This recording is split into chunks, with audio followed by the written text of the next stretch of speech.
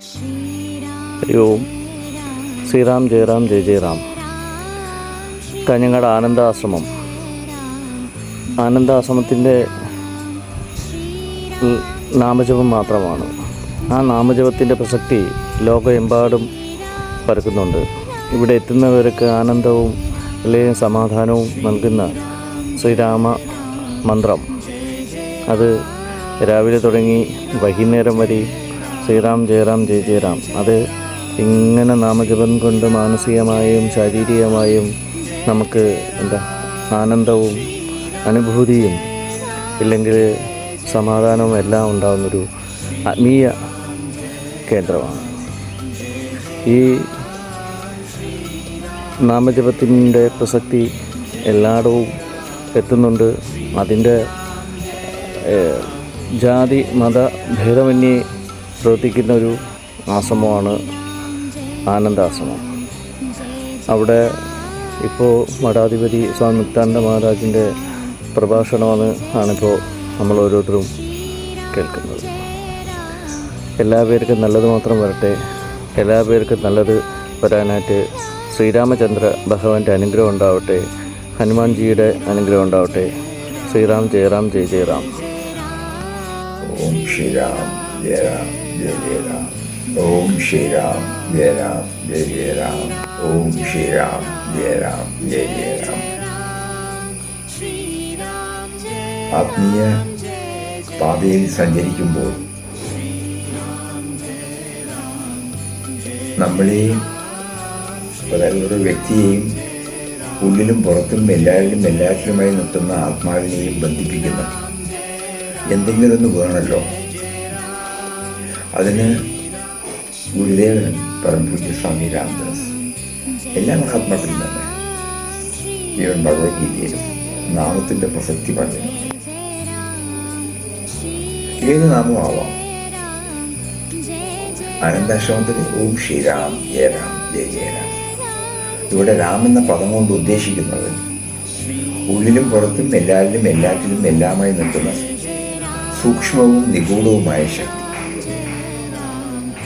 അതറിയാൻ ഒരു കാര്യം കൂടി ചെയ്യണമെന്ന് പറയാറുണ്ട്. നമ്മളുടെ ഉത്ഭവത്തിലേക്ക് പോകാൻ. നമ്മൾ എവിടുന്ന് ആരംഭിച്ചു? സ്വാഭാവികമായിട്ട് നമ്മൾ അച്ഛനമ്മ പറയും.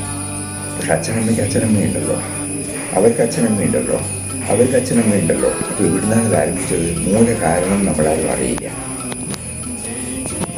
ഒരു നമ്മുടെ മുന്നിൽ തെങ്ങ് കാണുമ്പോൾ അതൊരു വിത്തുതേങ്ങയിൽ നിന്ന് വന്നു എന്നറിയാം. ആ വിത്തുതേങ്ങ വേറെ മരത്തുനിന്നല്ലേ, ആ മരം വന്ന് വേറെ വിത്തുതേങ്ങ എന്നല്ലേ.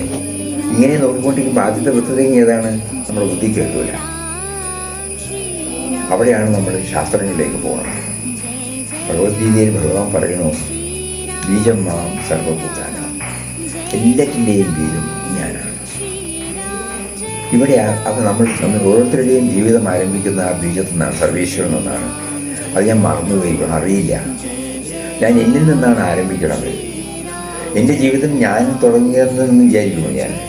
അപ്പോൾ അതിനെ ഓർമ്മപ്പെടുത്തട്ടെ. അതിനാണ് ഈ നാമം. അപ്പോൾ നാമം പറയുമ്പോൾ ഈ ഭാവനകളൊക്കെ മനസ്സിൽ വന്നാൽ നാമം ചൊല്ലൽ യാന്ത്രികമാവില്ല. ഓരോ സമയവും ഇപ്പോൾ 10 നാമം ചൊല്ലുകയാണെങ്കിൽ ഒരു നാമമെങ്കിലും നമ്മുടെ മൂലകാരണത്തോട് നമ്മളെ യോജിക്കും. അപ്പോഴാണ് മനസ്സിലാവുന്നത് ഈ മൂലകാരണം തന്നെയാണ് പ്രകൃതിയമ്മയുടെ രൂപത്തിലും സമൂഹത്തിൻ്റെ രൂപത്തിലും നമുക്കെല്ലാം തന്നുകൊണ്ടിരിക്കുന്നത്. അപ്പോൾ ഈ നാമം ചൊല്ലുമ്പോൾ ഇതും കൂടി വേണം.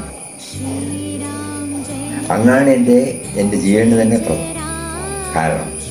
അങ്ങാണ് എനിക്ക് ഇതെല്ലാം തന്നുകൊണ്ടിരിക്കുന്നത്. ശ്വസിക്കാനുള്ള വായുവും കുടിക്കാനുള്ള വെള്ളവും നിൽക്കാനുള്ള ഭൂമിയും സഞ്ചരിക്കാനുള്ള സ്പേസും ജീവൻ നിലനിർത്തുന്ന ചൂടും സൂര്യനും മഴയും വൃക്ഷങ്ങളും രോഗങ്ങളും ധാതുക്കളും പച്ചക്കറികളും പഴങ്ങളും ധാന്യങ്ങളും അതുപോലെ ഞാൻ ഉപയോഗിക്കുന്ന എല്ലാ സാധനങ്ങളും തൻ്റെ തിരഞ്ഞെടുത്ത ഉപകരണങ്ങളിലൂടെ ശാസ്ത്രജ്ഞന്മാരെന്ന് നമ്മൾ പറയുന്നു ഓരോന്നും കണ്ടുപിടിച്ച് നമുക്ക് തന്നുകൊണ്ടേയിരിക്കണം. അപ്പോൾ നാമം ചൊല്ലുമ്പോൾ ഈ ഭാവന കൂടി വേണം. മൂല കാരണം മാത്രമല്ല, ഞാൻ പറഞ്ഞതു മുതൽ ഈ നിമിഷം വരെ എനിക്ക് ഈ ജീവൻ നിലനിർത്താനും സൗകര്യപ്രദമാക്കാനും സഹായിക്കുന്ന വിധാതാവ്.